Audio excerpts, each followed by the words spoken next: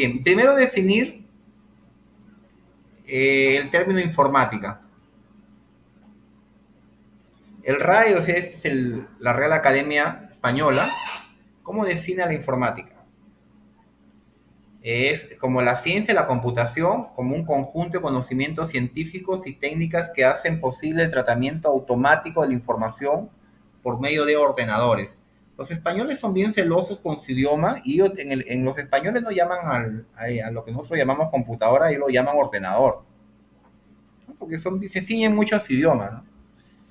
Y entonces, así lo define el diccionario de la Real Academia, el RAE, de esta, bueno, supuestamente la habla culta. ¿Qué es informática? Entonces, sí, es eso, ¿no? Es un conjunto de conocimientos, es una ciencia, es un conjunto de conocimientos científicos y técnicas que hacen posible el tratamiento automático de la información por medio de ordenadores. Para nosotros los ordenadores van a ser nuestros, lo que llamamos comúnmente los computadores, ¿no? Estoy aquí. ¿Y qué viene a ser una computadora? Pues estamos aquí en Perú y tenemos que definir los términos, separar la palabra informática y computadora o ordenador. Bueno, se define como la máquina electrónica analógica o digital. Mire, en este sentido, nosotros los computadores que manejamos actualmente son electrónicos digitales. Pero ¿cuáles son las computadoras analógicas? Estudiar. O sea, estas magnitudes, las analógicas, estas magnitudes físicas, las transforman ya en valores numéricos, como la temperatura, el movimiento, hacen una computadora analógica. En el caso de las computadoras digitales, están dotadas de una memoria de gran capacidad y de método de tratamiento de la información, capaz de resolver problemas matemáticos y lógicos mediante la ejecución de programas informáticos. O sea, en el caso de las analógicas no hay un programa, solamente hay una serie de engranajes, por ejemplo, en el caso de los medidores, los tacómetros, que al girarse, de acuerdo a la cantidad de vueltas, van activando otro y van activando otro. Es más, la primera computadora que hizo Blas Pascal, que sería una calculadora de Blas Pascal, estamos hablando del siglo XVI, fue analógica porque era un calculador en el cual funcionaba con ruedas dentadas, con engranajes. Y, por ejemplo, la vuelta de un engranaje hacía girar el segundo que estaba a su izquierda, y ese segundo al girar eran las decenas, y al girar una vuelta entera activaba una centena, y así hizo una calculadora analógica o mecánica también, podríamos decirlo. Pues ahí carecía de memoria, pues, pero no había un programa específico. Es decir, el programa en este caso simplemente era el manejo que el operador le daba al aparato. Es más, todas estas calculadoras que tuvieron su apogeo varios siglos previos a las computadoras digitales, funcionaron. Las cajas registradoras, por ejemplo, son otro caso, ¿no? Ya poco a poco se fueron perfeccionando, pero ya en los inicios, ¿no? Del siglo pasado, siglo XX, ya entran con todo las computadoras digitales.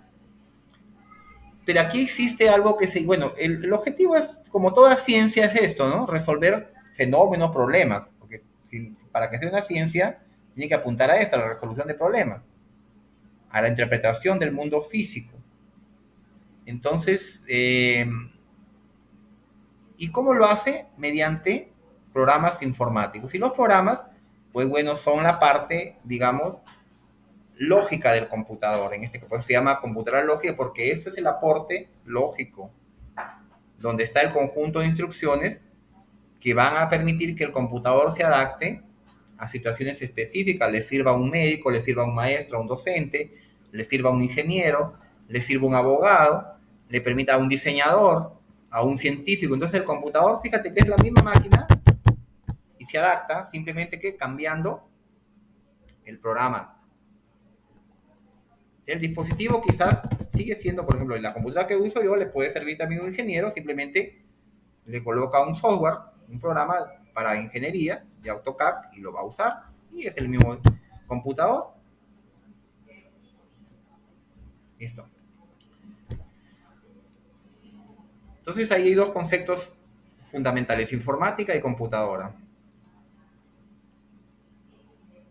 Las computadoras, bueno, están en todas partes, como les decía, y de muchas formas, ¿no? Bueno, actualmente se han convertido en, en el eje medular del funcionamiento de este mundo globalizado. Han permitido o han posibilitado esta revolución del conocimiento, que yo les hablaba que estamos en esta época donde el conocimiento impera, hay una revolución, una explosión del conocimiento en los últimos 20 años con la aparición de la Internet. Esto reventó, entre comillas, ¿no? Y le llegó a cualquier ser humano que tenga un dispositivo, un computador en mano, tiene acceso al conocimiento global. Claro que hay personas que manejan esto, pues, ¿no? Pero al menos ya no hay limitaciones como antes teníamos, por ejemplo, solamente estar limitados a lo que la radio nos decía o a lo que la televisión nos decía, porque la televisión y la radio tenían un dueño y lo que querían ellos, nosotros lo sabíamos, o la imprenta o la prensa, ¿no? Los periódicos. Pero ahora vienen los medios alternativos, viene la globalización de la información. Ahora yo tengo, por eso que justo el problema de los que hemos estudiado en los años 80, teníamos una gran dificultad que era el acceso a la información.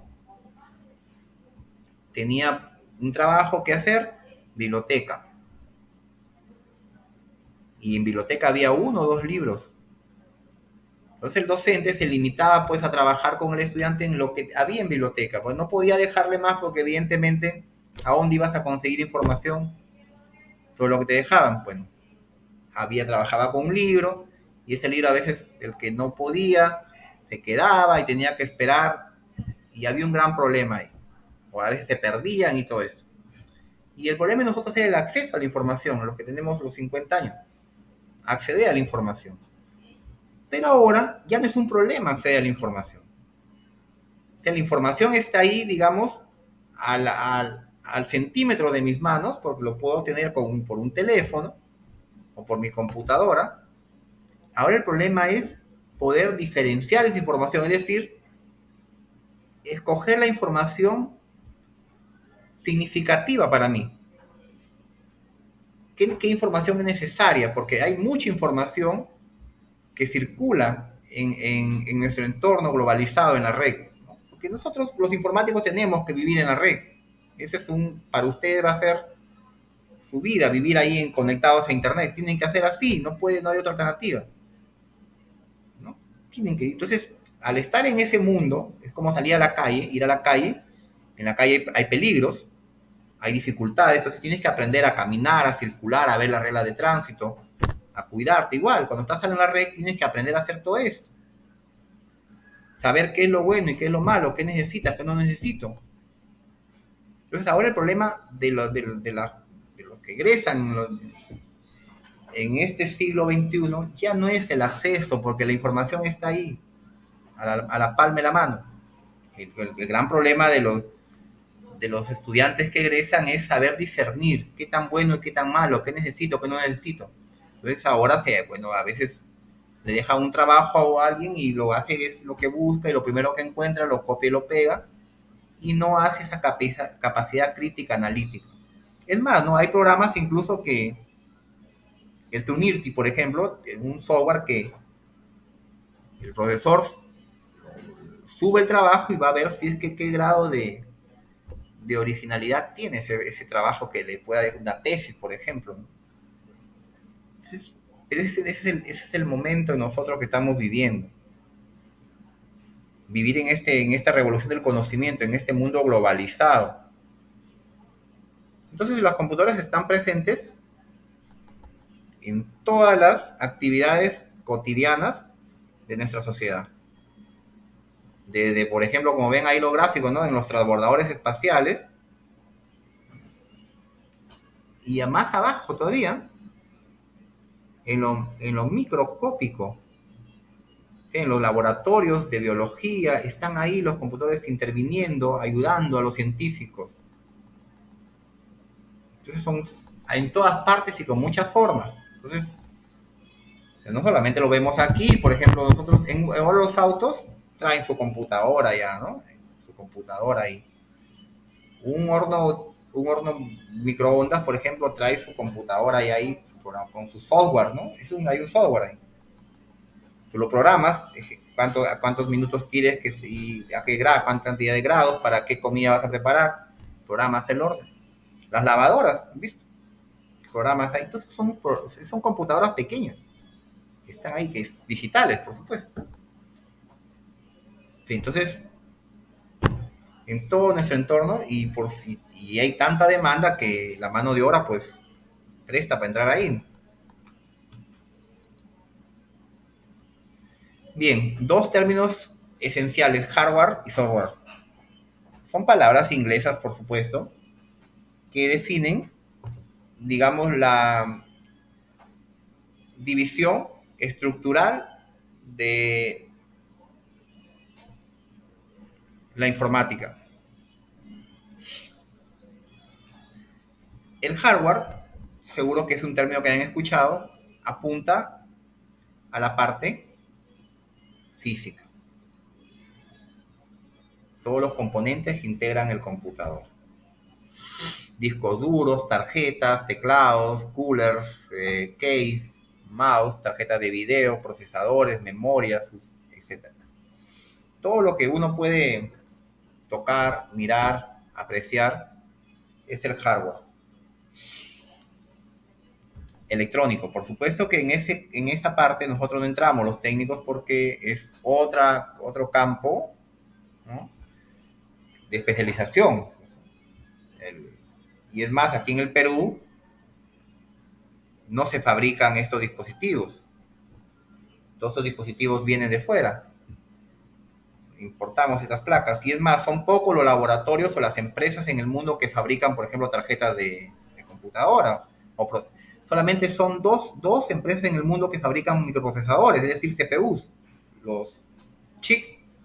Por un lado está Intel, con sus Core i5, i7, i9, que tienen su monopolio, y por otro lado está AMD con sus chips también, AMD, con los Ryzen. Entonces, ellos manejan ¿no? Porque es ¿cómo le digo? Que el trabajo de estas fábricas para hacer estos dispositivos es tan preciso y demanda tanta inversión y sobre todo inversión intelectual, que no pueden estar así como fabricar pues un carro, un auto, ¿no? Que hay miles de empresas en el mundo que fabrican autos, porque son dispositivos de alta precisión fabricarlos. Imagínense fabricar un procesador que es del tamaño de una caja de fósforo más o menos, y adentro de él hay 60 millones de transistores, ¿no? ¿Y cómo se hace eso? O sea, es una tecnología muy avanzada. Es más, lo mantienen tanto en secreto que ni siquiera lo pueden ni compartir. Entonces, en el Perú no se fabrica esto. Entonces, aquí en el Perú lo que se hace es reparar, cambiar, ¿no? Es más, los celulares más aún, por los celulares son más pequeños todavía los dispositivos. Digamos que el técnico de electrónica, el que está orientado a esta parte, es una persona simplemente no repara, sino hace un mantenimiento y sustituye piezas. Por ejemplo, cuando se malora la pantalla de tu celular, lo que el técnico hace es, bueno, estar capacitado, entrenado para saber de soldar, ¿no? Sacar los puntos de soldadura, sacar la pantalla, ¿no?, correctamente, ¿no?, sin dañar nada, y luego cambiar por otra pantalla. Se te malogra, por ejemplo, el dispositivo del cargador, no lo va a reparar, no se repara eso, lo único que hace es cambiarlo. Entonces, así, porque las empresas te dan los dispositivos para un tiempo de vida útil. Es como la bombilla de luz, por ejemplo, ¿no? Tienen unas 1000 horas, 2000 horas de funcionamiento. O sea, todos los dispositivos que se fabrican tienen un espacio de vida útil, entre comillas, y se van a malograr, y ya no van a ser, no va a ser como antes, que se podían, por ejemplo, los radios antiguos, televisores se reparaban, ¿no? Y para eso había tanto técnico que hay todavía por ahí que pueden reparar esos televisores antiguos, ¿no?, anchos. Ahora ya llevar un dispositivo, ¿qué le hace el técnico? Como es una plaquita tan pequeña, no, se cambió la placa, te la cambias, mando a pedir otra placa. ¿Entiendes? O sea, vivimos en ese mundo mercantilista también, por un lado, ¿no? Bueno, el hardware entonces es todos los componentes que integran la parte material de una computadora. Digamos la parte, entre comillas, parte física, cuando se refiere a hardware. Y cuando se refiere a software, pues son los programas, instrucciones y reglas informáticas para ejecutar las tareas en una computadora. Aquí vamos a estar nosotros, metidos aquí, en esta parte. Aquí vamos a interactuar. Aquí viene el técnico en computación. Bueno, también puede entrar acá, pero solamente al tema, como le digo, de reparación, mantenimiento, ¿no? Del computador, pero en algunos casos, bueno, puedes reparar fuentes, quizás, ¿no? Los dispositivos que se pueden reparar normalmente apuntan a las fuentes de alimentación, porque el resto tiene una integración a escala muy pequeña y va a ser difícil que alguien pueda desoldar una resistencia que tiene 5 milímetros, pues, ¿no? Bien, entonces nosotros vamos a estar trabajando aquí y nuestro curso se orienta al estudio del software y al manejo de programas. Vamos a aprender a utilizar un algoritmo y qué es un algoritmo y cómo llevarlo después de un algoritmo que funciona acá, llevarlo a un programa de computadora. Por ejemplo, yo quiero sumar dos números. ¿Cómo sumo dos números? Ah, súmame 2 más 3. Bueno, mi cerebro, como está capacitado para eso y está preparado y ha sido entrenado, enseguida te digo que es 5. Pero si no te acordabas, si me dijeras suma 17 más 33, piensas un poquito más porque es un número mayor, pero vas a dar la respuesta. Y ahora, si dice un número más alto, entonces tendrías que coger un lápiz y un papel y hacerlo. Pero el algoritmo que usas es el mismo, ¿ves? Ya sabes cómo colocar las cifras, cómo llevar las cantidades, y te vas a demorar un poco más, pero da la respuesta. En cambio, el computador ingresa los valores y así en fracciones de segundo te da la respuesta. No es que es más inteligente ni es más vivo, sino que funciona con energía eléctrica mucho más, aunque nuestro cerebro también funciona con energía, pero tiene otros procesos. En el caso del cerebro humano, nosotros, con este tema de las neuronas y todo eso, nuestro funcionamiento es a través de lo que se llama la sinapsis y todo esto, ¿no? No es como un computador que funciona a través de las leyes del álgebra booleana. Es diferente, o sea, cómo funciona nuestro cerebro es diferente a cómo funciona una computadora. Pero el resultado apunta a lo mismo, ¿no? O sea, si yo quiero solucionar un problema de suma de dos números, o sea, mi cerebro lo procesa de otra manera. O sea, claro, ingresan los valores, dame los números, A y B, y luego sumo y te digo cuánto es la respuesta. Igual el computador te pide los dos números, A y B, te los procesa y te da la respuesta. Lo que pasa es que el computador lo hace de una manera y tú lo haces de otra. ¿Ves? Pero al final el resultado es el que necesitamos. Entonces, eso es lo que se ha podido tener como un símil del funcionamiento del cerebro, llevarlo al funcionamiento de un computador. Pero vuelvo a remarcar que la computadora es una máquina electrónica que carece de inteligencia. Que se está hablando de inteligencia artificial o machine learning, que está ahora, que ya está entrando mucho, que según en un momento los robots y toda esta quinta o sexta revolución de las computadoras podrá darse quizás a mediados de este siglo, puede ser eso. Pero va a pasar todavía un tiempo para que las máquinas aprendan por sí mismos y tomen decisiones por sí solas, ¿no? Al momento que tenemos, nuestras computadoras no toman decisiones por sí solas, que tienen ahí estadísticas y probabilidades que te hacen inferir algo, que te hacen proyectar y dar una respuesta porque hay una base de datos de conocimientos y que el computador, después de haber hecho ciertos proyecciones, comparaciones, te da una respuesta porque ya existe una data y por tema probabilístico y todo esto, te puede dar una respuesta y tú vas a creer que es un razonamiento, pero no es un razonamiento. O sea, nosotros todavía no nos superan en eso. No sé si hasta ahí habrá una pregunta, por favor. A ver.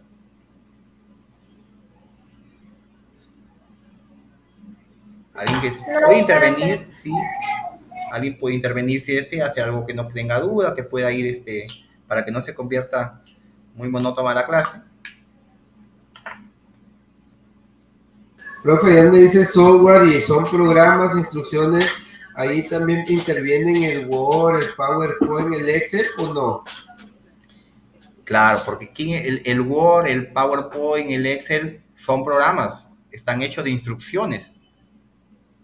Pero para que funcione el Word y funcione el PowerPoint, hay un programa atrás que se llama sistema operativo. Y para que hayan hecho el Word y el Excel, han utilizado un lenguaje de programación. Pero claro, es parte, por supuesto, el Word y el Excel son programas que tienen instrucciones. Correcto, están dentro del software. Sino que hay programas que hacen otros programas y hay programas que permiten que funcionen otros programas. ¿Sí? ¿Algo más a ver?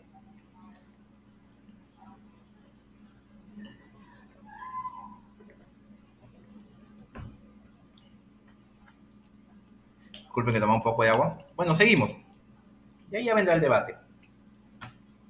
Bien, entonces aclarando bien estos temas, necesitamos siempre una base sólida porque el informático tiene que tener, yo creo, primero una cultura ahí, ¿no? Saber qué responder, qué es hardware, qué es software, qué es una computadora, porque de repente algunos dicen, no, van a pensar, los adultos dicen, es inteligente, nos superó a las máquinas, las computadoras nos han superado, como a veces escuchamos de repente en los medios de comunicación, no, todavía no ha pasado eso, todavía no existe un Terminator así, ¿no? Todavía todavía no es posible. Que quizás en algún momento, ¿no? Si la tecnología sigue avanzando como está, puede que en algún momento nos invadan Sí. la tecnología. Claro, porque miren, en realidad, ¿qué es el proceso evolutivo de la humanidad? Es un conjunto acumulado de conocimientos. Mira, los seres humanos eh, somos seres que razonamos, pero también hay otros seres. Mira, por ejemplo, los delfines, ¿no? Esto es algo muy serio que estoy diciendo, tienen un coeficiente intelectual mucho más alto que nosotros, ¿no? Razonan, tienen personalidad, ¿no? Viven en grupos, tienen ese instinto de maldad que tenemos los seres humanos algunos, ¿no? Que tienen esas características. Pero ¿cuál es por qué ellos no han evolucionado? O sea, siguen siendo delfines y siguen viviendo en el agua. ¿Por qué? Porque lo que pasa es que para transmitir el conocimiento de una generación a otra es de forma directa, ¿no? De forma oral. En este caso ellos tienen eh,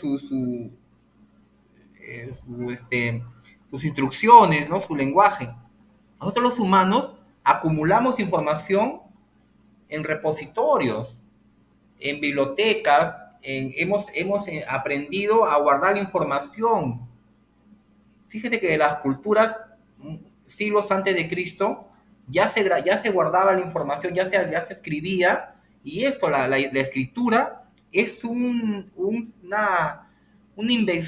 invención tan igual que la internet de ahora, ¿no? Es una revolución del conocimiento, porque cuando se aprende a escribir, cuando se inventa, se descubre esto, y el hombre entiende que puede, lo que tiene acá, interpretarlo como un símbolo y aparece el lenguaje escrito.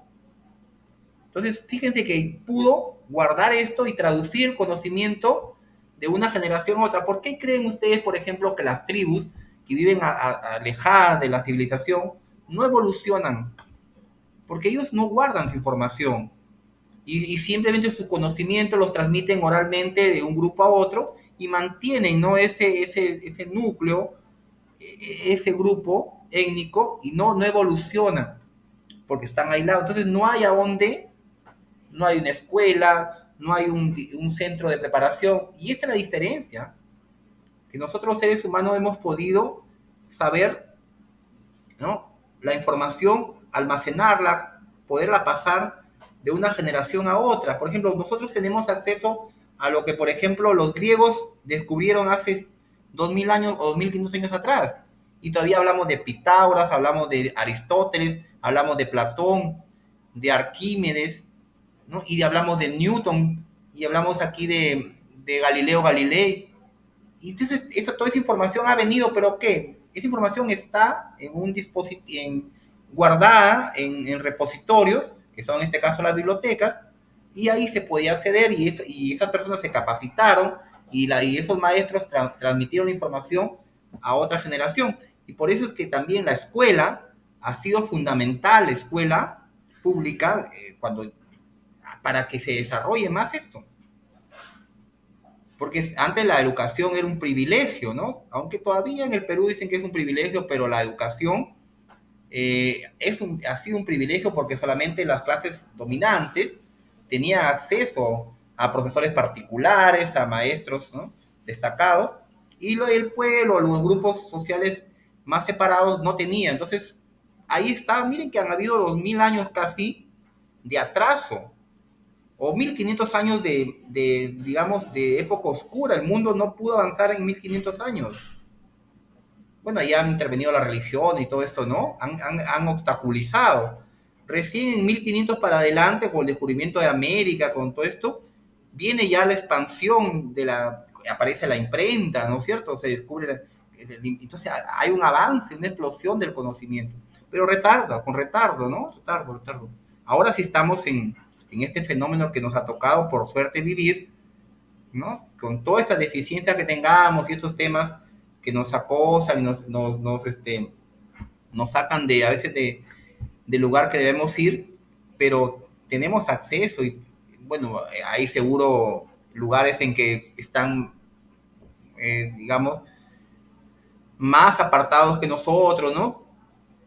Pero eso es lo que ha podido la humanidad permitir, ¿no? Que la información se ha ido compartiendo de una generación a otra, pero se ha podido almacenar la información, guardarla. Y ha venido la escuela, la instrucción pública, la enseñanza, y eso se ha desarrollado, bueno, porque cuando alguien nace sin conocimientos, ¿no? Solamente con lo básico.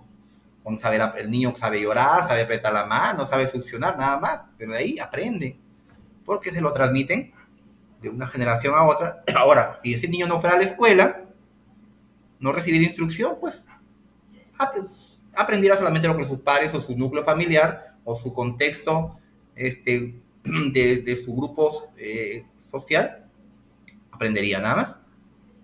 Y eso, como dice la señorita, en un momento va a venir. ¿Por qué? Porque esta acumulación de conocimientos está ahí y cada día se expande, hasta que va a haber un punto de quiebre y debe en algún momento, como les digo, no por ahora, pero quizás alguno de ustedes iba a estar presenciando esa parte, ¿no?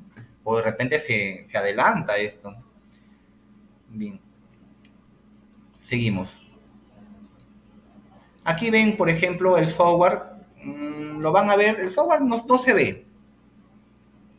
Profesor, ¿cómo veo un programa? Un programa lo vas a ver materializado en una interfase virtual. Por ejemplo, yo estoy viendo acá la pantalla bien bonita con estos gráficos, con estas rayas que puedo inclusive dibujar aquí. Entonces, pero los programas no los puedes ver porque los programas en realidad se convierten en pulsos eléctricos,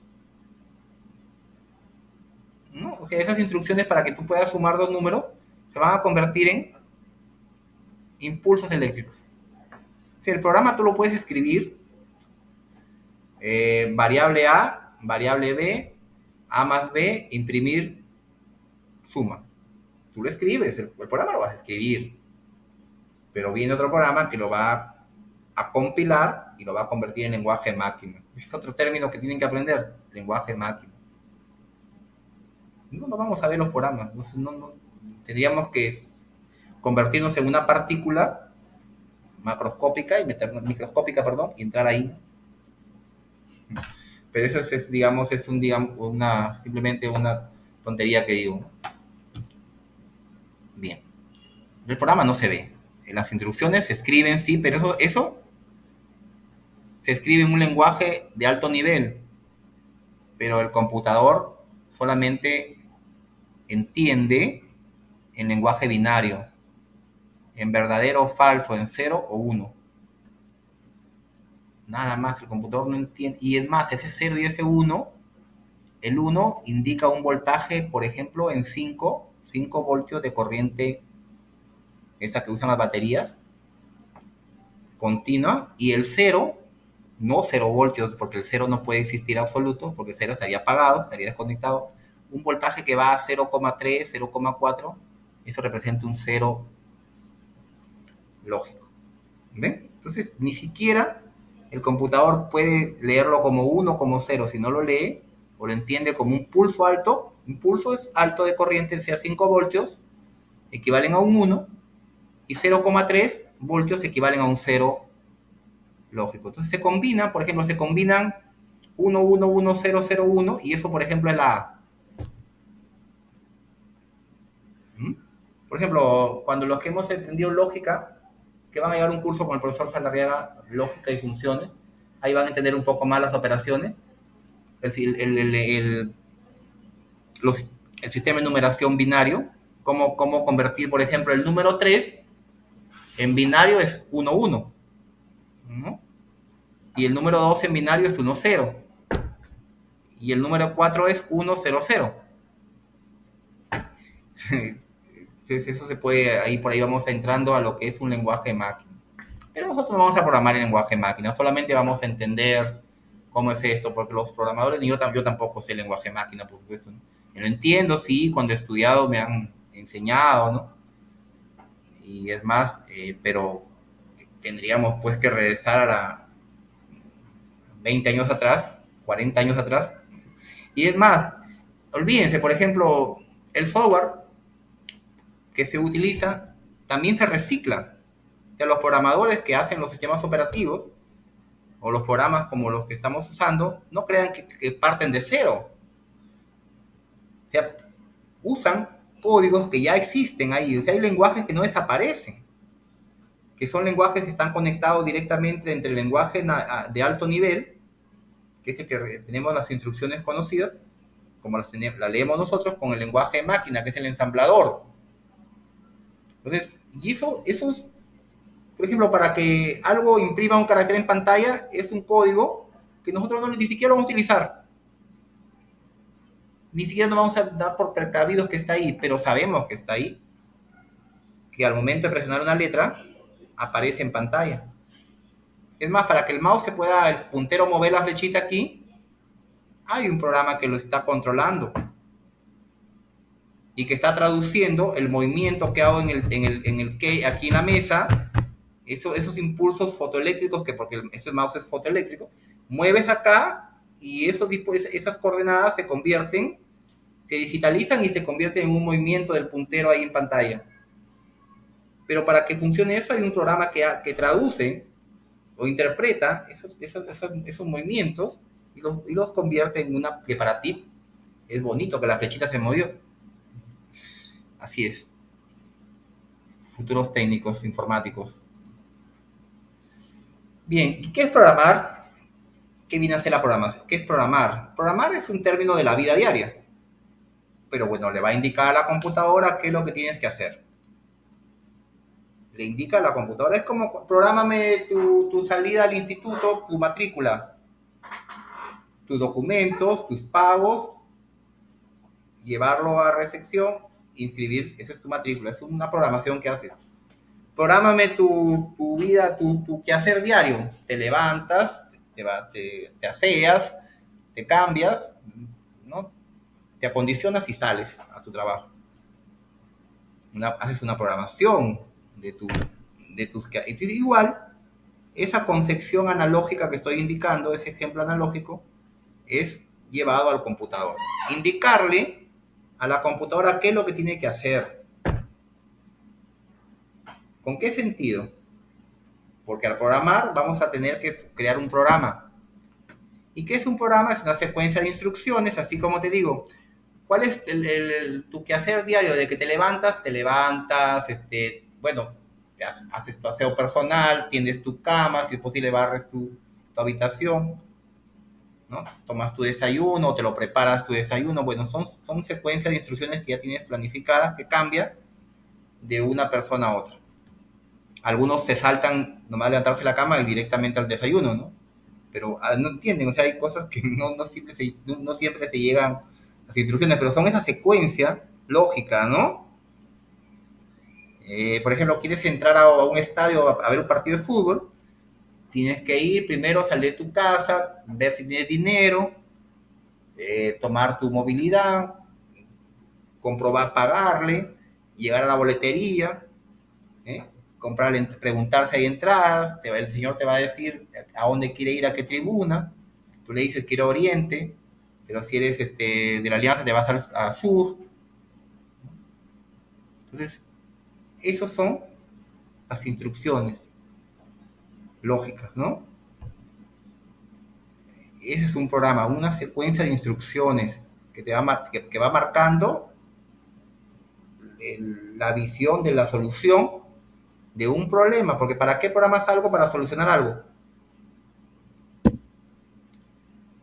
Pues bueno, ya he visto desde la óptica del computador, es algo que la computadora debe entender, pues no, nosotros lo vamos a asimilar como tenemos esas capacidades elementales de entender las cosas directamente, nuestra memoria enseguida nos traduce, el computador tienes que dar las instrucciones que solamente podría entender la computadora, básicas, ¿no?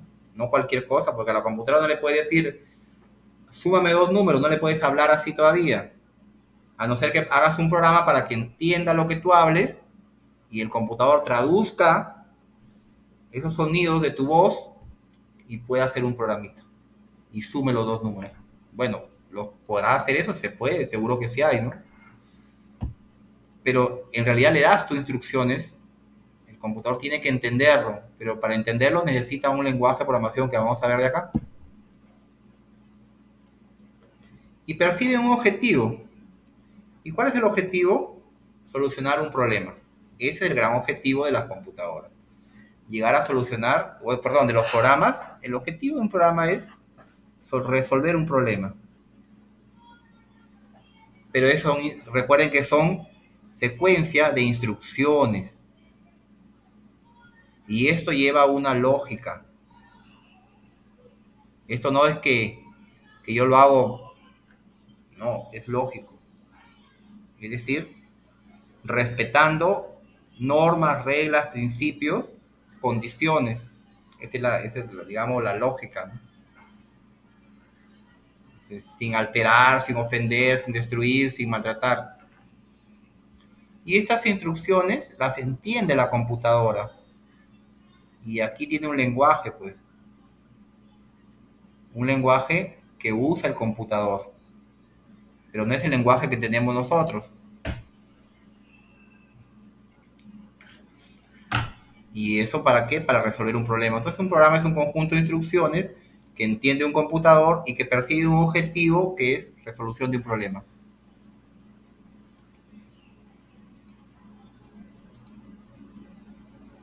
¿Queda? Bueno, aquí hay uno como para que se rían un poco de los programadores, ¿no? Cómo están siempre así. Bueno, el perfil de un programador no es el mejor visto, no es, tiene esa, ¿sí me entienden, no? Esa forma de verse desordenado, así, no cuida mucho su apariencia Profesor, física, pero ¿no? eso es verdad. ¿Ah? ¿Es verdad que los programadores son así? Es ¿O no? no sé, digamos, será porque tanto se focalizan viven con el computador, ¿no? Digamos, como parte de sus vidas que marcan ese perfil, ¿no? Pero, bueno, yo miren, muchos programadores siempre mantienen esa, ¿no?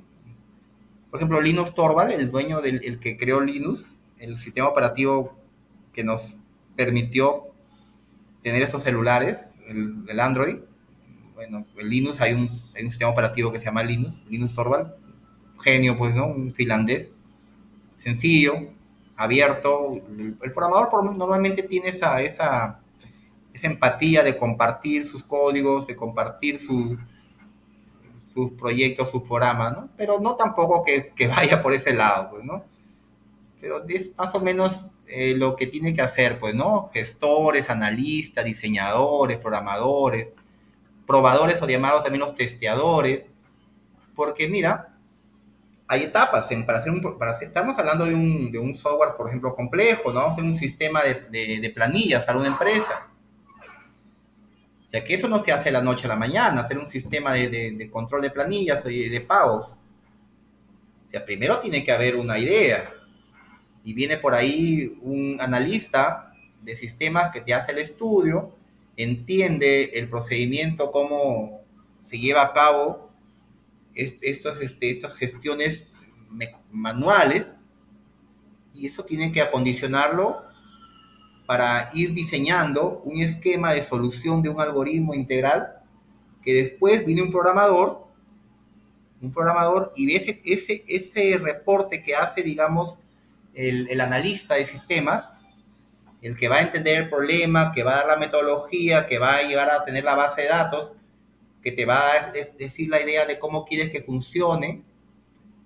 Entonces ya viene un programador que lo va a traducir, esa idea del analista, lo lleva a un producto, a un programa de computadora. Pero ese programador entrega su programa, aquí está mi sistema, ya lo programé, ahora alguien que lo pruebe, pues.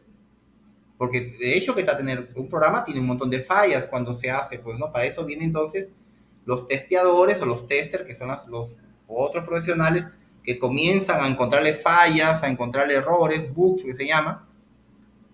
Y ahora sí ya viene, después que pasa esa etapa, ya viene el administrador del sistema, que son las personas que ya van a manejar ese software una vez que está listo. ¿Ven? Entonces ese es el interín de un programador.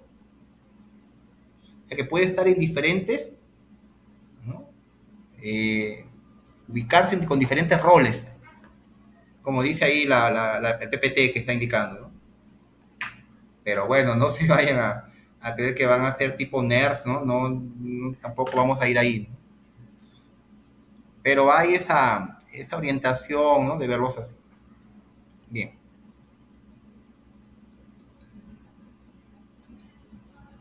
Ahora, el esquema, vamos a hablar de una computadora. ¿Cómo es el esquema general de una computadora para entenderlo? Bueno, profesor, una computadora es el CPU, el teclado, el mouse y la pantalla. ¿El qué me diría si yo le pregunto a un joven que no estudió informática, que no sabe nada, cómo es una computadora? Y me vas a responder, bueno, tiene una pantalla, tiene un teclado, ¿y cómo se llama la cajita que está acá? No, ahora vienen ya las CPU, vienen dentro de la pantalla. Bueno, eso es lo que ven el común de las personas, lo ve así.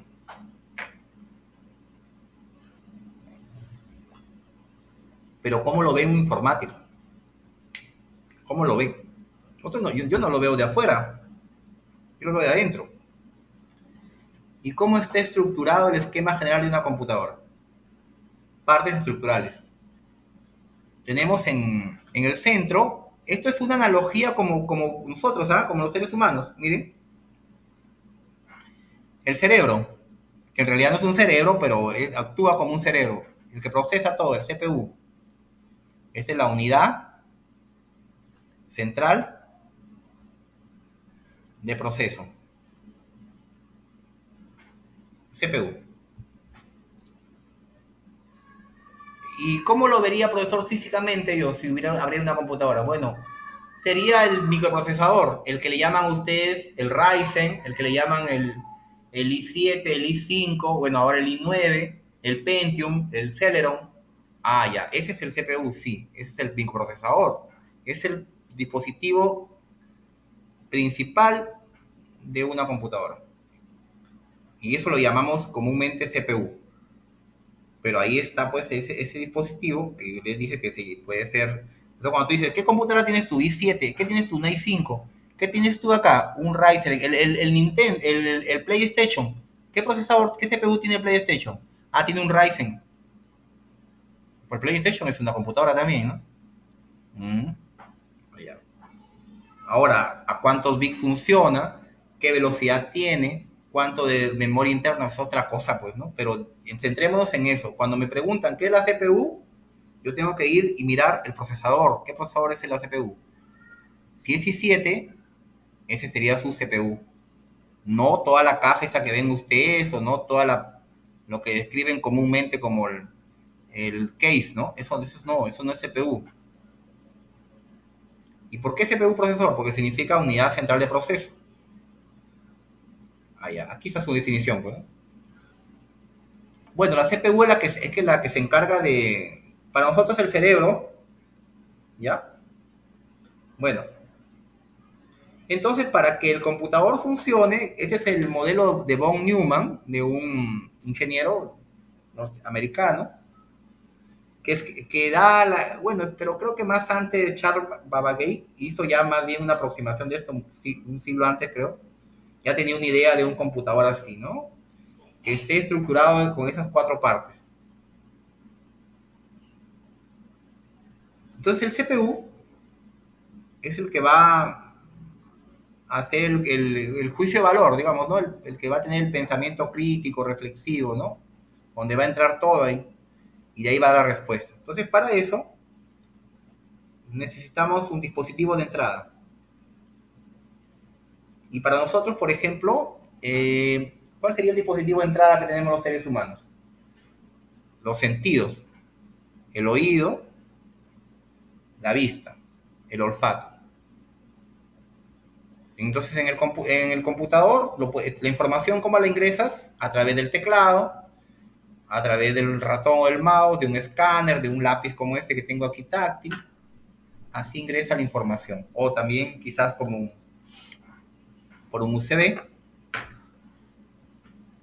Bien, entonces tú cuando recibes una instrucción te dice, mira, súmame dos números, tú tienes que escuchar, o alguien te escribe, o alguien te dice, suma dos números, ya.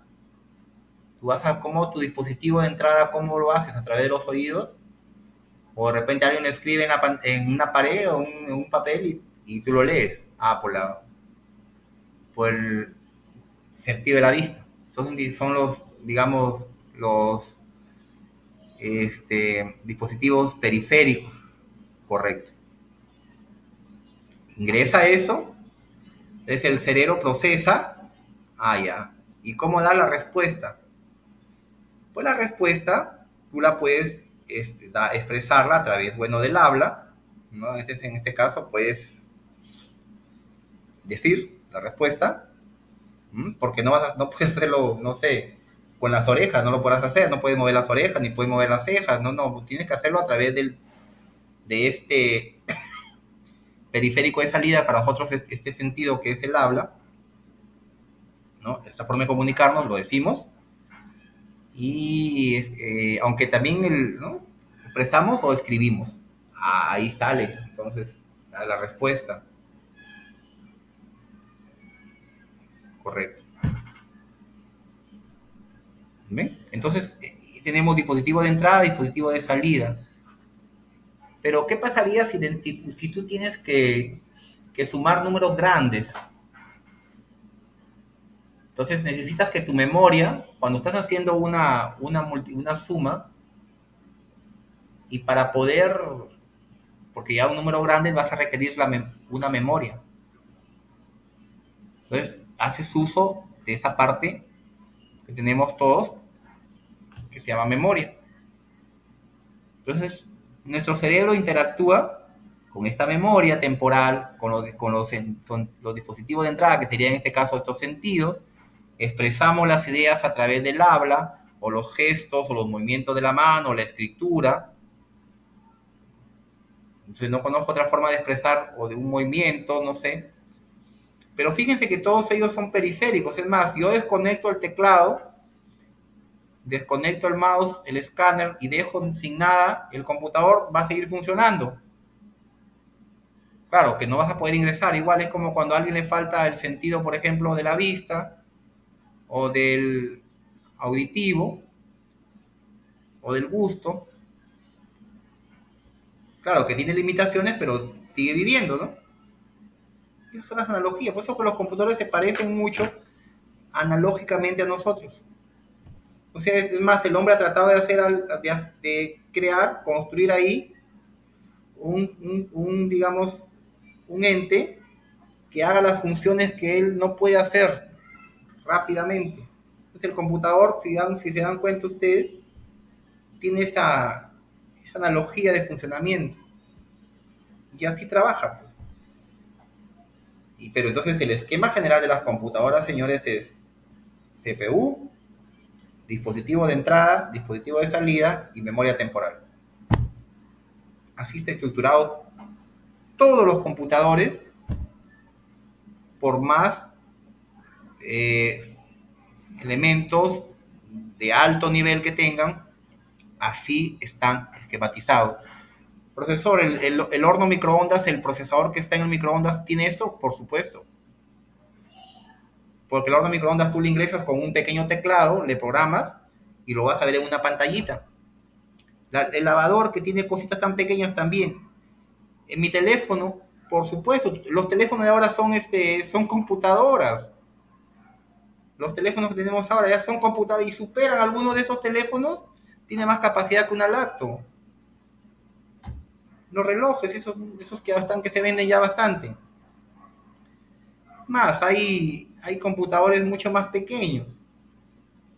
Es más, los teléfonos celulares desde un primer momento han tenido un programa. Los celulares, antes de los celulares, estaban lo que se llaman los walkie-talkies, estos que se usan ahora, ¿no?, para hacer comunicaciones a corta distancia. Bueno, ahí no había un software, simplemente como un radio, ¿no?, se sintonizaba y lo que hacían es transmitir la señal electromagnética a través del espectro y estas ondas iban de un dispositivo a otro y estaban programadas en una frecuencia determinada y podían recepcionarse. Bueno, esas son ondas de radio. El celular funciona igual todavía funciona igual. Eso no ha cambiado. Lo que ha cambiado es el receptor y el emisor. Eso ya ahora lo adaptó. Ya no solamente me sirvió para hablar, para llamar y conversar por teléfono, porque los primeros celulares orientaban a esos que parecían un ladrillo. Entonces de ahí vino otro más bonito y dijo, mira, hay que ponerle un software para que nos permita enviar mensajes cortos de texto. Y viene la segunda generación. Ya podías enviar mensajes. Entonces, redujeron el tamaño y ya podías escribir mensajes cortos de texto. ¿Se acuerdan? Bueno, no creo que ustedes los hayan visto, pero yo sí. Pero no estuvieron contentos con eso y dijeron, vamos a ponerle una cámara al celular. Entonces la industria de las cámaras fotográficas se vino abajo porque inicialmente aparecieron cámaras, tanto filmadoras como cámaras fotográficas digitales. Y cuando le ponen la tercera generación las cámaras a los celulares, pues todo esto cae por los suelos y ya las cámaras casi no se venden, ¿no? Las digitales. A no ser para profesionales específicas, ¿no? Para periodistas, reporteros gráficos, que sí son cámaras, pero con más capacidades de enfoque y todo esto. Pero no contento con esto, ¿no? Ya tiene una cámara, puede grabar video. Ahora vamos a ponerle mensajería, es decir, vamos a llevarlo a que tú puedas utilizarlo como una videoconferencia, como una llamada en video. O sea, vas a poder observar a tu par, a quien estás llamando, y lo vas a ver, ya no solamente vas a escucharlo, ¿no? Ya no vas a escribirlo, vas a verlo en tiempo real, como lo que estamos haciendo ahora, ¿no? Si vean que el equipo se convirtió y ya no hay que hacer eso. Pongámosle internet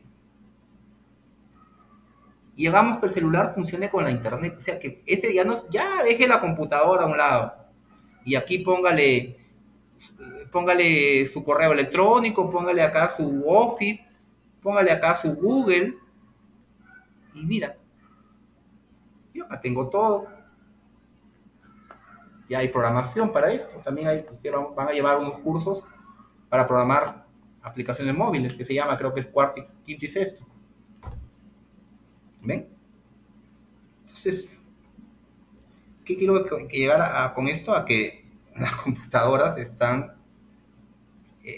más cerca de nosotros de lo que pensamos, ¿no?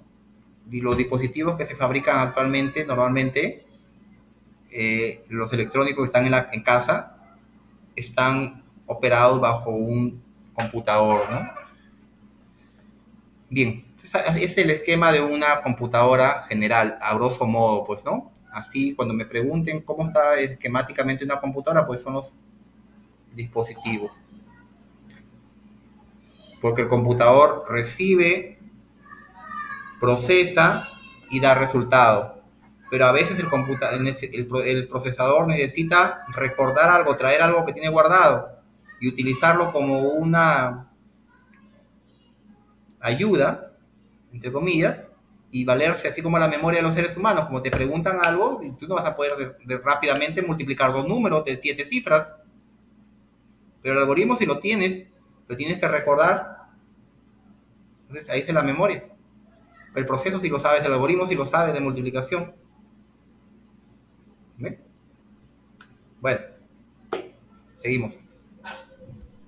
Si hay alguna observación, por favor, no duden en plantearla. Docente, más como la tecnología va avanzando día con día, no sé si usted se dará cuenta que más se usa el celular que la computadora y el televisor, más para uno en el celular, porque hasta ahora en el celular puedes hacer hasta documentos. Claro, es más, mira tu celular, ya lo puedes conectar a tu televisor. Sí, Esto lo conectas y ya en tu televisor, ya bueno, estos celulares que tenemos ahora, pues creo un Xiaomi, Redmi 9, creo que sí. Lo puedo poner a mi televisor y puedo escribir, como dices, desde aquí, y ya en la pantalla lo tengo. Es que ¿a dónde vamos a llegar? Es la pregunta. ¿A dónde va a llegar el ser humano, no? ¿Qué va a hacer con la tecnología? Quizás dicen los malos augurios que se va a autodestruir, pero ojalá que no suceda eso.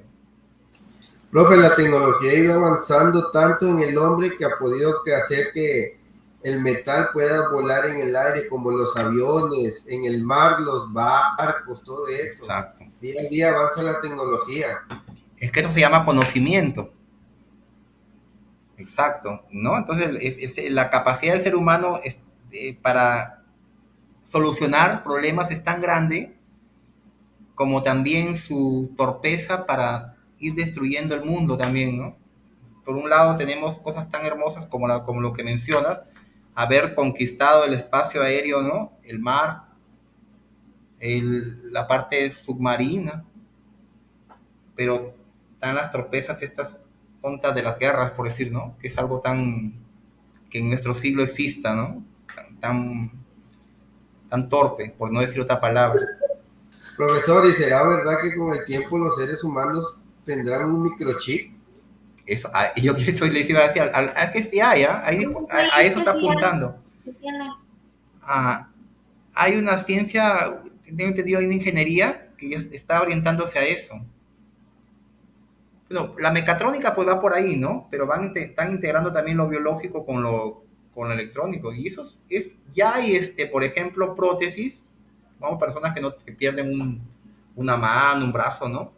Que han hecho pruebas de que pueden ya conectarlo con la parte sensorial, con el sistema nervioso y hacer que esa prótesis funcione, ¿eh? Por impulsos eléctricos del cerebro. O sea que eso Profe, vamos a decir que viene la siguiente. Profe, disculpe que lo interrumpa, ¿y eso con el tiempo no traerá consecuencias negativas? Quizás, ¿no? Como la película, que las máquinas van a dominar el mundo. Es que, por un lado, como te digo, nosotros, la inteligencia del ser humano no es que sea mayor que la inteligencia del que vivió hace, digamos, 5.000 años atrás. Tú no eres más inteligente que un egipcio o que un griego, más atrás, que un de Babilonia o que un hebreo, no, porque la inteligencia, ya lo hemos definido. Lo que sucede es que hemos podido acumular esa información y en ese aspecto no hemos superado, por ejemplo, temas sociales, como decimos, ¿no? El racismo, por ejemplo, no lo hemos superado, la discriminación, el abuso, ¿no? El bullying. esas cosas no han podido ser superadas. Y a pesar que tenemos tanta tecnología, la destrucción del medio ambiente, esos temas tan sencillos nos parecen decir, no, mira, cómo se destruye a diario un ecosistema, cómo hay, por ejemplo, minería ilegal, cómo hay, por ejemplo, tráfico ilícito, cómo hay, por ejemplo, discriminación, guerra, destrucciones, invasiones, y siendo tan, viviendo con tanta tecnología, ¿no? Es como, digamos, una dicotomía ahí de un encuentro de dos significados para algo en que vivimos. Bien, entonces, y quedaría una última parte aquí donde dice almacenamiento permanente, que esto vendría a ser, pues, en este caso, el disco duro, bueno, los discos sólidos de ahora, ¿no? De la información permanece en el tiempo. Acá el computador lo usa en el momento, porque miren, cuando hay un programa de computadora, los programas de la computadora que ustedes van a utilizar, se vienen de aquí y se van acá. O sea, aquí hay un programa en el disco duro, un software, y ese software es jalado y se viene acá a la memoria. Y todo lo que yo estoy viendo en la pantalla aquí de mi computadora está en la memoria RAM de mi computador. Si yo apago la computadora introspectivamente, se borra todo lo que está aquí si es que no lo grabé. Por ejemplo, es como una pizarra, que el profesor está explicando en una pizarra, escribiendo ahí con su plumón, ya, y está sacando, por ejemplo, información de un libro y lo está pasando a la pizarra, o lo está sacando, resolviendo un ejercicio, que lo tiene grabado acá, pero si borra la pizarra, simplemente se quedó en blanco de nuevo y desapareció. Así funciona la memoria del computador temporal, que se llama. Bien. Entonces así se ve como una cruz, ¿no? Aquí en el centro está la CPU, dispositivo de entrada y salida, y las memorias, tanto la temporal, que sería en este caso la memoria RAM, como el almacenamiento permanente, que en este caso son los discos duros o los discos sólidos, los que hay ahora, los disquetes antiguos, las tarjetas perforadas que más antes funcionaban, unas tarjetitas de cartón en las cuales se codificaba con puntitos y ahí se guardaba la información de forma binaria. Ahora pues tenemos ya UCBs, memorias chiquitas, esas memorias que usamos en el celular. Bueno, eso ya. Y creo que los discos duros están desapareciendo porque las computadoras que te venden ahora ya no te ponen disco duro, no te ponen un disco de estado sólido, que es más que todo un disco como como esto, ¿no? Como un USB. Así como la memoria que hay acá en un USB es un disco de estado sólido, ¿no? Son una plaquita pequeña donde se va a guardar la información, pero ya no usa el sistema mecánico o electromecánico, electromagnético que usan los discos duros, ¿no? Entonces eso ya está cambiando. Seguimos. Bien, esta es la arquitectura de von Neumann que les comentaba. Así funciona el computador de ahora, el que tú veas, donde lo veas, tiene este mismo esquema de este señor de hace 70 años atrás. Planteó este señor von Neumann, que también es uno de los genios de la informática, precursor. Él en su momento desarrolla la idea, digamos, el que hace el plano, pero no lo puede ver concretizado por temas pues del ciclo que cumple de su vida, pero sí fue un impulsor también de la carrera aeroespacial de los Estados Unidos, ¿no? Uno de los impulsores de la aeronáutica. El señor von Neumann tiene un sabio, digamos, un científico, un ingeniero muy, muy renombrado.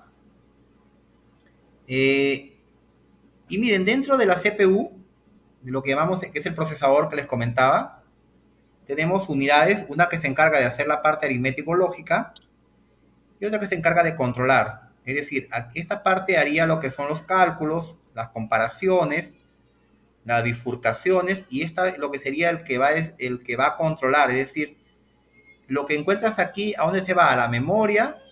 ¿O se va a un dispositivo de salida? ¿O quiero algo de la memoria traerlo?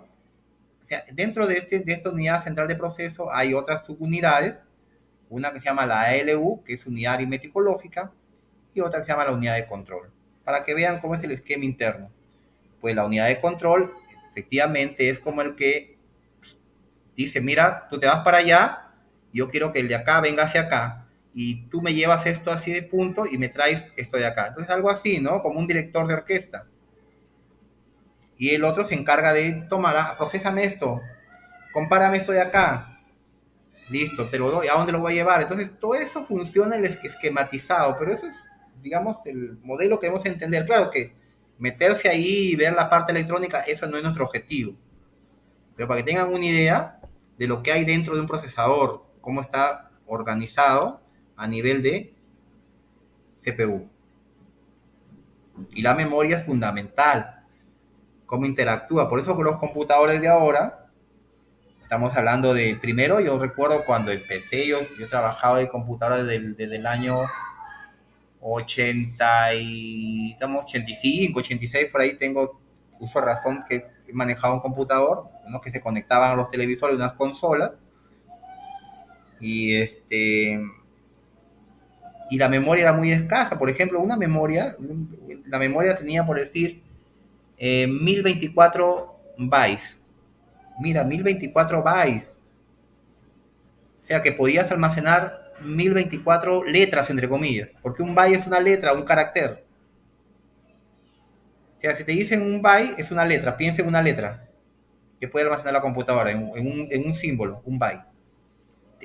Si tenía 1024, podía almacenar como máximo 1024 caracteres. Y esos caracteres tenías que hacer un programa. La memoria siempre ha sido un problema. Y eso poco a poco ha ido creciendo, aumentando, aumentando, aumentando. Tal es el caso que las computadoras actualmente, su estándar es de 8 gigabytes. ¿Ah? Gigabyte, ¿qué es un gigabyte? Viene como, o sigue a lo que es un megabyte, kilobyte, byte. Son palabras en inglés, ¿no? Que vamos a entender después. 1000 millones de bytes es un gigabyte. Aproximadamente, o sea, 1024 megas. Porque está un kilobyte son 1024 bytes. Un megabyte son 1024 megabytes. Y un gigabyte son 1024 megabytes. Ahora viene un tera, que son los discos que vienen ahora, los discos duros, de un terabyte te dicen. O sea, un terabyte son 1024 gigabytes. Pero las memorias todavía no llegan a un tera. Las memorias, tengo entendido, bueno, esta computadora que tengo acá tiene 8 gigas de RAM. Y también salen con 16. Es diferente al disco duro. ¿Eh? El disco duro, o sea, el almacenamiento permanente es el otro. La memoria, que digamos, la memoria RAM, la memoria temporal, es la que trabaja directamente, y lo que yo puedo ver en pantalla, el programa que puedo correr acá, está almacenado en la memoria RAM. O sea, ha sido sacado del... ¿Qué pasa? Cuando descargo un archivo, lo abro, pero ese archivo está grabado en el disco. Al hacerle doble clic, se viene a la memoria. Y para que la memoria lo pueda mostrar, usa el monitor, y está ahí. Cuando apago la computadora sin haber grabado nada, se pierde esa información porque no la descargué otra vez al archivo. ¿Ven? Claro que ahora ya hay sistemas de seguridad y todo esto, ¿no? Pero así es como les dice la analogía con la pizarra, ¿no? Bien. Y los dispositivos de entrada y salida pues son los que interactúan con la CPU. Este es el modelo von Neumann, que es el que usamos actualmente en todos los dispositivos hasta el momento, ¿no? Se habla de una computación cuántica, de unas computadoras cuánticas que están en desarrollo todavía, pero que digamos que es el futuro de lo que uno provee, que son sistemas miles de veces más rápidos y de procesamiento de datos que los que tenemos ahora. Pero son pocas computadoras. Por ejemplo, IBM ya tiene una de estas, Google está en desarrollo de una computadora cuántica. Investiguen sobre eso, pero bueno, digamos que son simplemente tendencias que hay de dispositivos que están empezando a incursionar, ¿no? Creo que las computadoras cuánticas, ¿de qué le puede servir a una persona una computadora cuántica?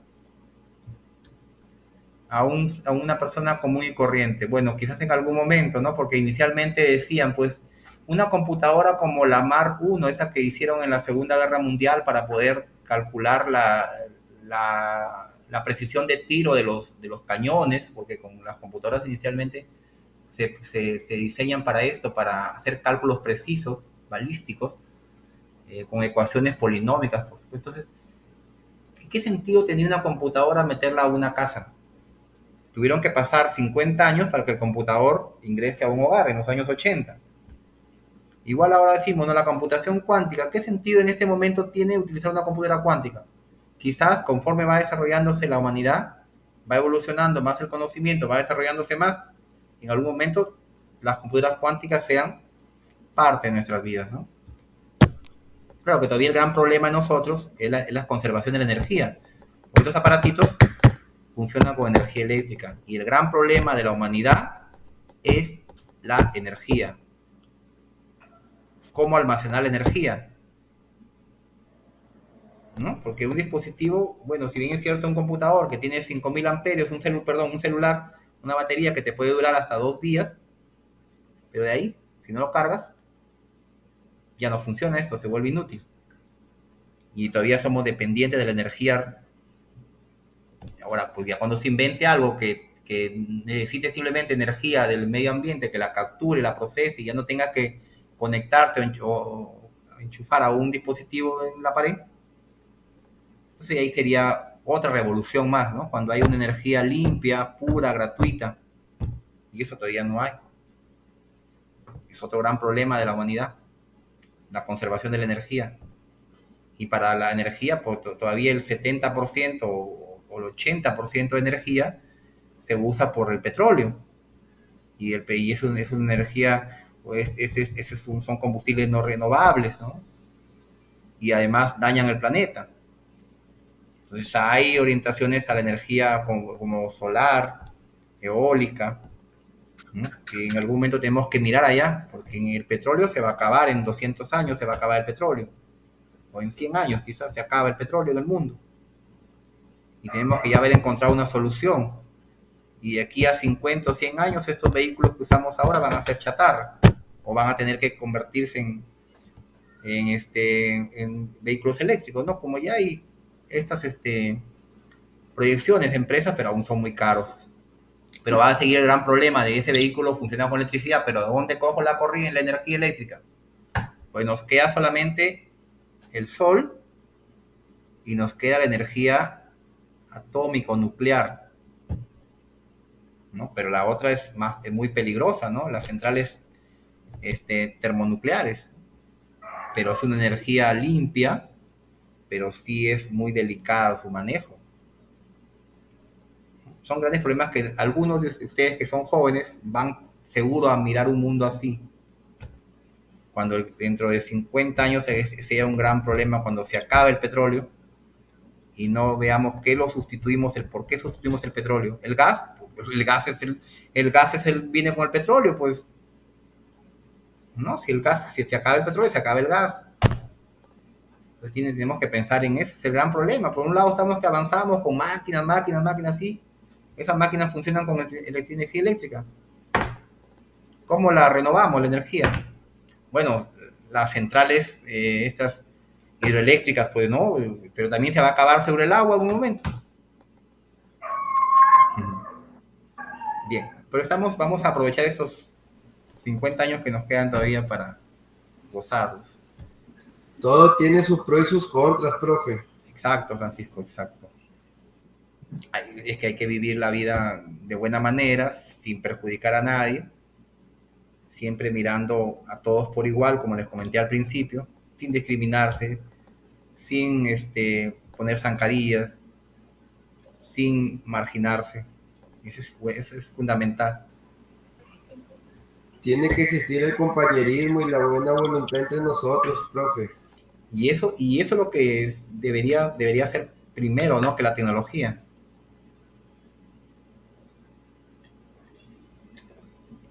Aquí tenemos el esquema de una memoria. Miren, ya para ir entrando un poquito más técnico. Bueno, las memorias son como filas, miren ahí. Tenemos aquí el bus de datos. Bueno, este bus de datos, esto que le llamamos bus de datos serían aquí una serie de conductores, pues, ¿no? Y por aquí va a pasar la data. Este bus, por ejemplo, el procesador te dice mi i7 funciona a 64 bits. 64 bits, ¿ah? O sea, se van a mover a la vez 64, más o menos bits, ¿ah? Estamos diciendo que traducidos en bytes, a ver, serían 8 bytes, ¿no? Porque un byte son 8 bits, y un bit es un pulso de corriente alto-bajo, es un 0 o un 1. Y 8 bits hacen un byte. Y estamos hablando de 64 bits, que es el bus es el trayecto, como una autopista, ¿no? Una autopista de carriles. Entre más carriles tiene la autopista, más vehículos pueden circular por ahí, ¿verdad? Igual. Por eso que antes había las computadoras anteriores, pues el bus era de 8, ¿no? De ahí ha venido a 16, de ahí a 32, ahora es 64.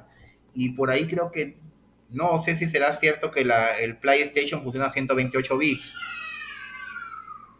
Pero tengo entendido que si funciona con un riser, sigue trabajando con 64 bits, ¿no? Del bus, es decir, donde pasa la información, como pulso de corriente.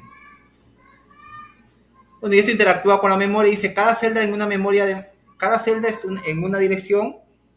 Aquí, claro, la memoria está ubicada en una posición específica, esto vamos a verlo después con más detenimiento, y tiene una dirección hexadecimal. Así como tu casa tiene una dirección, ¿no? Una coordenada, igual las memorias. Para ubicar algo, se guarda esa información y ese dato se coloca en esa celda de memoria. Por ejemplo, aquí está la memoria 01. Vamos a poner así, ¿no? Aquí coloco la letra A.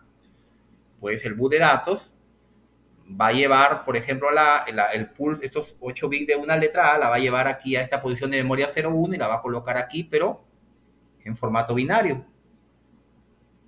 Pero lo ubique en una posición. Entonces, ¿quién le dice que haga eso? La unidad de control, ¿no? Lo va a lanzar. Le va a decir, ubícame en tal posición de memoria. Y actualmente estamos trabajando con 64 bits. Ese es el estándar actual de las computadoras, al menos los sistemas operativos como el Windows 10, perdón, pues el Windows 10 el que tengo ahora es el Windows 10 y el Windows 11 ya funcionan a 64 bits. ¿Sí? Porque todavía seguro que ustedes han escuchado 32 bits el programa. No, esa es la capacidad de cómo el sistema operativo también una cosa, que el software también tiene que hacer uso del hardware, ¿no?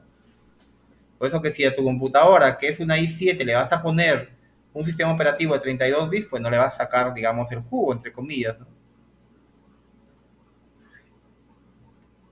Y cuando hablamos de bits, o 64, 32, 16, 8, se refiere a esa idea que tengan ustedes como una autopista de tantos carriles. Entre más carriles tenga, pues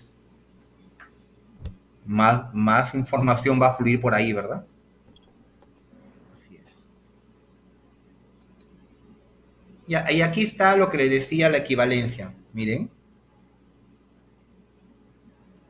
Y eso no ha cambiado mucho, porque desde que yo empecé a estudiar informática, yo sabía esta tablita de acá, pues, ¿no? Un bit, ¿qué puede ser? Un 0 o un 1. Como te decía, un 1 equivale a, por decir, a 5 voltios. Y el 0 lógico equivale, por ejemplo, a 0,3 voltios.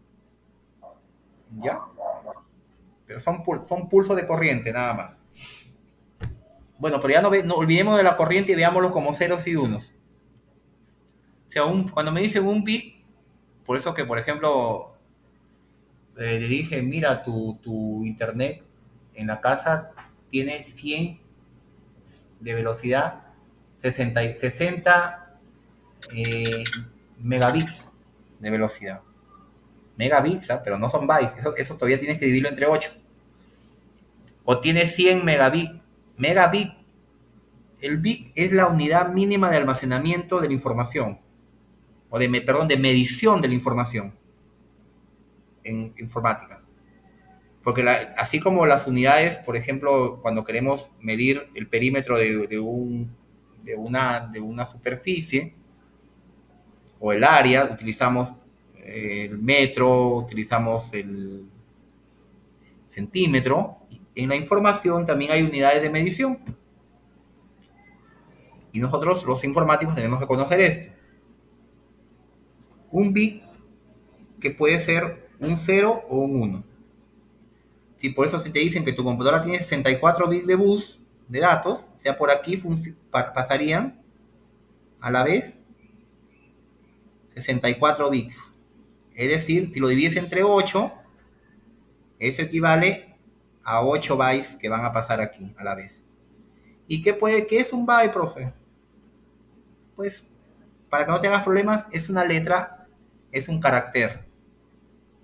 Es el signo de porcentaje, es el signo de dólar, es el asterisco, es el espacio en blanco que tú haces cuando presionas la barra, es la tecla Enter cuando lo presionas. Eso es un byte, que equivale a 8 bits. Pero como en los inicios dijeron, fue suficiente esto porque las primeras computadoras solamente llegaban a bytes. Pero más allá dijeron, no, ya no, tenemos que extender. Y se aumenta y aparece el kilobyte como unidad de medida. Y un kilobyte es 1024 bytes. Todo está en potencia de 2. ¿Ya? 1024. Todo es potencia de 2.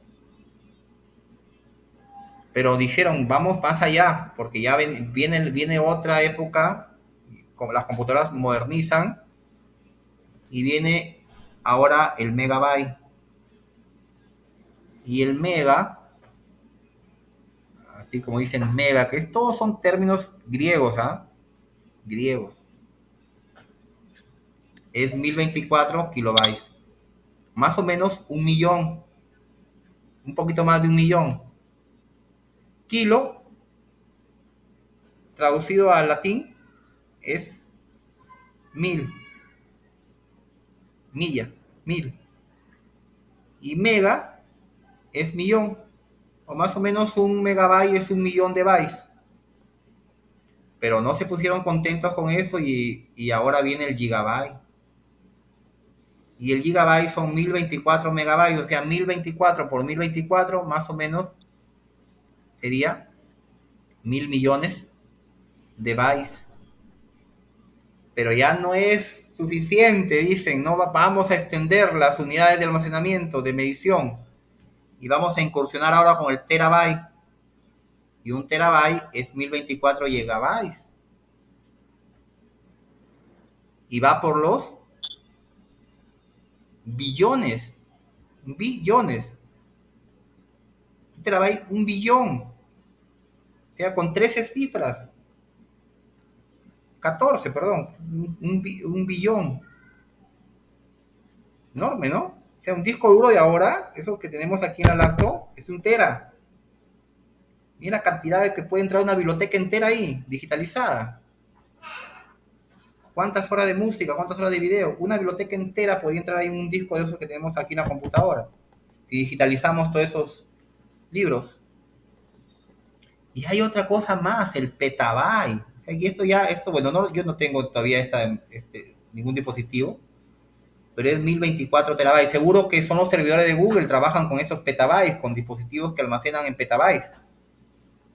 Los servidores de Google, de IBM, etc. Pues acá te dice, pues, ¿no? O sea, 2 a la 10 equivale a 1024, es un equivalente a 1000. Pero como todo está en base 2, esta es la base 2, es la base binaria, por eso que se miden así en 1024, 1024. Entonces, esta es las unidades de medición de la información.